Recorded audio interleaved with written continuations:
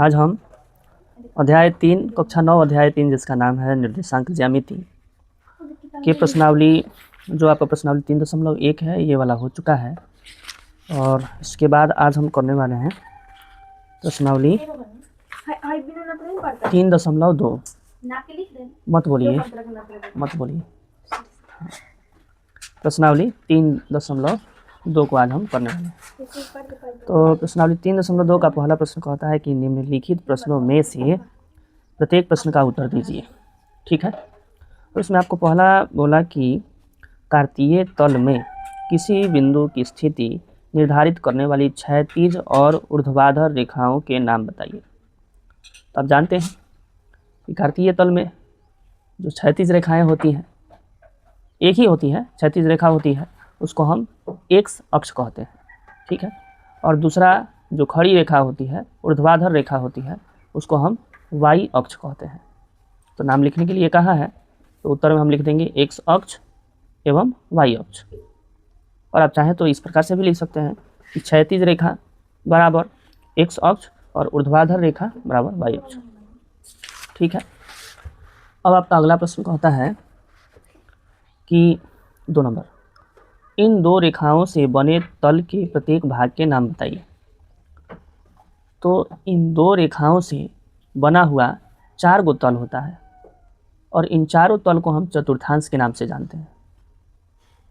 ठीक है, ये जो दोनों रेखाएं आपस में प्लस का चिन्ह बनाती हैं, तो ये तल को 4 भागों में बांटती हैं, प्रथम, द्वितीय, तृतीय एवं चतुर्थ। लेकिन इन चारों को हम चतुर्थांश के नाम से बुलाते हैं। ठीक है, अगला प्रश्न आपका कहता है 2 नंबर, आकृति 3.14 यानी ये वाला 3.14 देखकर निम्नलिखित को लिखिए। ठीक है, सबसे पहले कहता है कि बी के निर्देशांक। तो इस चित्र में आपको देखना होगा कि बी कहाँ पर में है। तो देखिए बी कहाँ पर में है, कहाँ है जी बी? अरे इतना टाइम लग गया बी खोजने में, बी दिख क्यों नहीं रहा है? हाँ सॉरी, यहाँ है बी। तो बी का निर्देशांक लिखने के लिए कहा है, तो ये आपका मूल बिंदु से बाएं तरफ में चलेंगे कितना, तो -5। तो एक्स अक्ष वाला लिख दिए, यानी हम भुज लिख दिए। अब कोटि के लिए ऊपर कितना जाना होगा, तो 1 और 2, यानी इसका निर्देशांक हम लिखें तो -5,2 बनेगा। ठीक है, अब 2 नंबर कहता है कि सी के निर्देशांक। ठीक है, तो सी यहाँ है और इसका निर्देशांक आप सभी जानते हैं कि पहले हम भुज को लिखते हैं। तो भुज कौन सा कहलाता है, तो जो भी एक्स अक्ष पर रहता है वो भुज कहलाता है। तो इस हिसाब से हम लिखेंगे कि 5 और इधर कितना है वाई पर, तो -5। तो इसको हम लिख देंगे कि 5, -5। ठीक है, फिर कहता है निर्देशांक -3, -5 द्वारा पहचाना गया बिंदु बताइए। मतलब वह कौन सा बिंदु है जिसका निर्देशांक -3, -5 है। यहाँ देखिए -3 के लिए, क्योंकि आप जानते हैं कि पहले भुज लिखते हैं तो हमें एक्स अक्ष पर ही बाएं साइड आना होगा, यानी -3 यहाँ। ठीक है, और फिर -5 के लिए हमें नीचे आना होगा, यानी यहाँ। तो ई वह बिंदु है जिसका निर्देशांक -3, -5 है। अगला प्रश्न, निर्देशांक 2, -4 द्वारा पहचाना गया बिंदु बताइए। वो कौन सा बिंदु है जिसकी निर्देशांक 2, -4 है। अब जानते हैं कि सबसे पहले एक्स अक्ष यानी 2 को जाएंगे तो प्लस का 2 किधर मिलेगा, तो मूल बिंदु से दाएं साइड, यानी ये रहा। फिर 4 कहाँ मिलेगा, तो 4 तो ऊपर प्लस में मिलेगा, नीचे आना होगा माइनस के लिए, तो ये आपका जी बिंदु हो जाएगा। ठीक है, अगला प्रश्न, डी का भुज बताइए। आप जानते हैं कि एक्स अक्ष वाले को भुज कहते हैं, माने एक्स निर्देशांक जो दर्शाता है उसको हम भुज कहते हैं। तो डी का भुज पता करना है, तो पहले डी देखिए कहाँ पर में है, यहाँ है, और भुज आपका 6 हो जाएगा। क्योंकि इसका अगर निर्देशांक लिखें डी का, तो 6,2 होगा, और पहला वाला को भुज, दूसरा वाला को कोटि कहते हैं। माने एक्स अक्ष पहले लिखा जाता है तो भुज कहलाता है, वाई अक्ष को बाद में लिखते हैं, कोटि कहलाता है। फिर छठा में देखें तो बिंदु एच की कोटि पूछता है।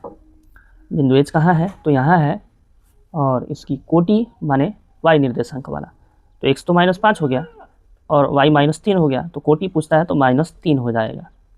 h की कोटि -3 हो जाएगी। 7वां प्रश्न है कि बिंदु L के निर्देशांक, बिंदु L कहाँ है जी? तो आपका यहाँ है।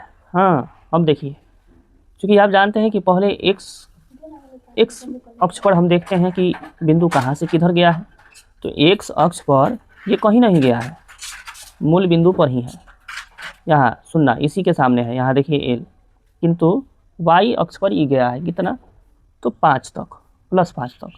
तो इसलिए हम कहेंगे कि इसका आपका निर्देशांक जो बनेगा वो 0,5 बनेगा, क्योंकि x अक्ष पर ये ना दाएं जा रहा है ना बाएं जा रहा है, यही है ठीक इसके सामने पर।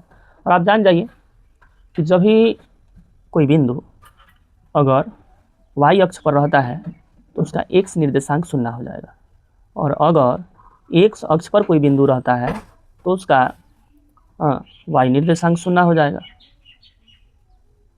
समझ गए? माने अगर y अक्ष पर कोई बिंदु है, जैसे कि यहाँ L है, तो इसका x 0 हो जाएगा, भुज 0 हो जाएगा, और अगर x अक्ष पर है तो उसका y 0 हो जाएगा, यानी कोटि 0 हो जाएगा। तो ये आपका y अक्ष पर है, इसलिए इसका भुज 0 हो जाएगा। इसका निर्देशांक हम कैसे लिख सकते हैं? तो आपका लिखेंगे कि 0,5। ठीक है, L का हो गया।